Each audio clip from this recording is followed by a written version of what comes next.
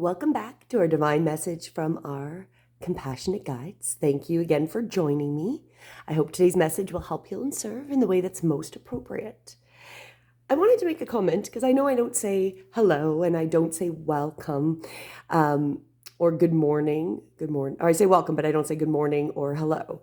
And it's interesting because I don't think we think about the words that we use very much because we're so programmed with the language that we speak in that we don't think about the words that we say. One thing that's really bothered me with certain words like mourning was learning that the basis of it is mourn when we look at it. And when do we mourn? Is when somebody has passed away. So good morning is kind of actually a really morbid thing. So this is weird things with our language. Hello comes back to weird ancient aliens and how they wanted to be acknowledged.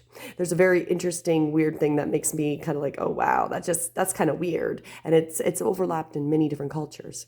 But one of the biggest words I really dislike, and I try not to use, but I have to use it often, is understand. We break that down: under you stand, so that whoever is talking to you is above you and under you stand them.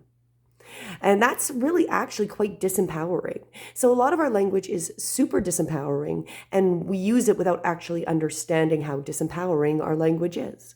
So just a few words that I try not to really use, but you have to notice them to realize that you're even using a lot of these words, right? So I just wanted to say that the reason I don't say morning or good morning, and I very simply just say welcome, is because I don't want you to mourn. I don't want you to mourn when you come to these videos to see the daily message. Something to think about, to go down that hole of the language that we have. But today, let's get started. I am pulling from the Starseed Oracle cards by Rebecca Campbell. So let's find out what our message is from our guides for the collective consciousness. Wow. The Great Severing. Mars energy, anger, conflict, softening to love. As I always recommend, just take a moment, take a deep breath in. And as you exhale, just allow yourself to get centered. And let's become open to our message, the Great Severing. This is a shadow card, one that may feel confrontational. Don't be afraid. It is here to bring to the surface anything that's standing in the way of letting love in. The warring planet of Mars is our constant reminder that it is important to soften, forgive, and find our way back to love. There are many things in this human experience that make it difficult for our heart and soul to stay open to the never-ending source of love. We're all wounded, and our unconscious wounds inflict wounds on others. It can feel like a never-ending dance we can never escape. If we aren't careful, before long, we'll see the world as a scary, dangerous place where fear and anxiety roam free. If this card surfaces, it could be for two reasons.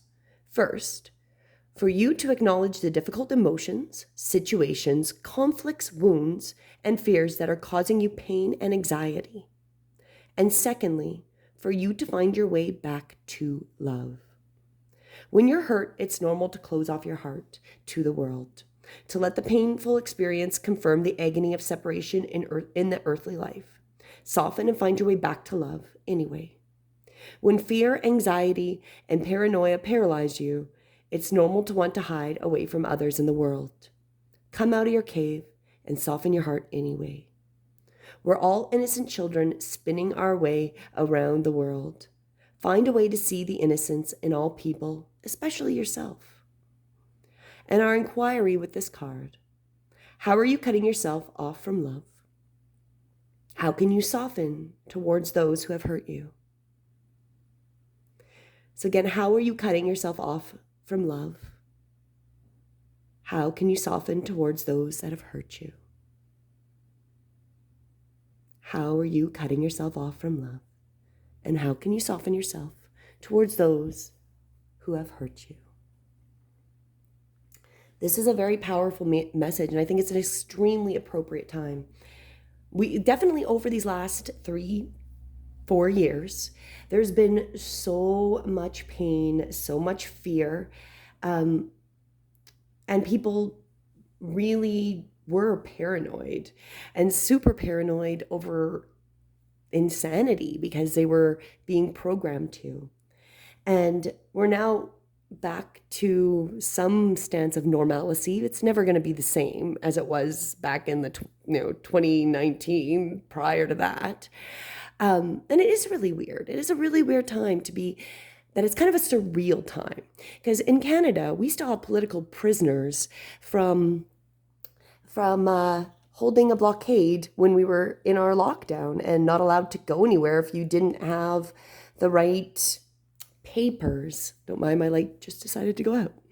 So it's a massive severing of, there's still a lot of anger, a lot of people in denial that this stuff went on. It's very interesting when you, somebody that did not have the correct papers, never participated, and that you were, and when you're on that side and you were no longer allowed to do things you enjoyed doing, couldn't go to the gym, I could no longer go to yoga studios. The yoga community turned against me. The other things I enjoyed doing. I couldn't go to a movie. If you went to the mall, you could get food in the food court, but if you didn't have the right papers, you couldn't sit. You were a third, fourth class citizen. You had to go back into your vehicle or sit in the hallway on the floor. We did go through this, and I don't think a lot of people have digested how much trauma this is, because there's many people that perpetuated the trauma, forcing the documentations to go into places, wouldn't let families come and have dinner if they didn't have the documentation.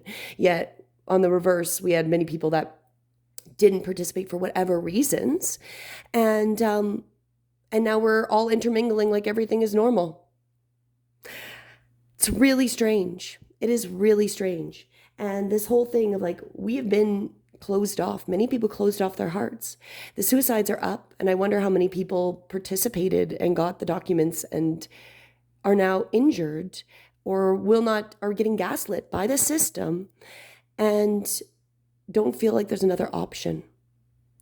So where we're at this point is that there's going to be a lot of anger, and I feel like we're at the cusp of people learning the truth of a lot of things and seeing things how they really are, and how there's been a huge anti-human agenda in the Western world. All our systems are anti-human. You can look at any of those systems.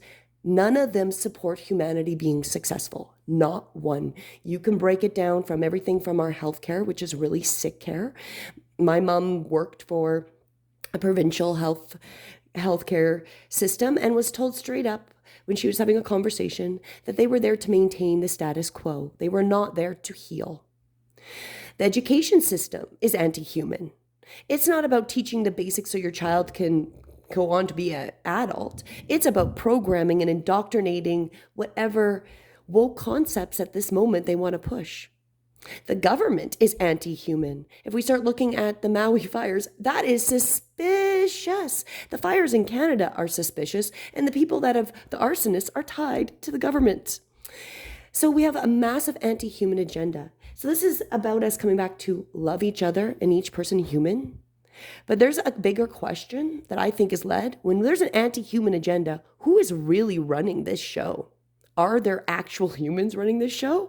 Or is there things that aren't human actually running the show?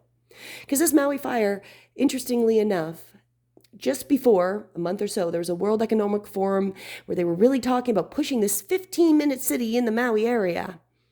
Well, interesting enough that the emergency systems didn't go off and there was no fire or no water pressure for many of the fire hydrants. It's just really strange. If you want to get a nice clean area, what do? You burn it down, right? So I'm saying there's a lot of healing we need to do. So we have to stop cutting ourselves off from love and stop doing that, but have to understand who is perpetuating the issues and where we need to put our energy. And we need to come back to humans helping humans and to a human agenda, not an anti-human agenda. As always, I hope you have a beautiful day and this help heals and serves in some appropriate way for you. Have a great one.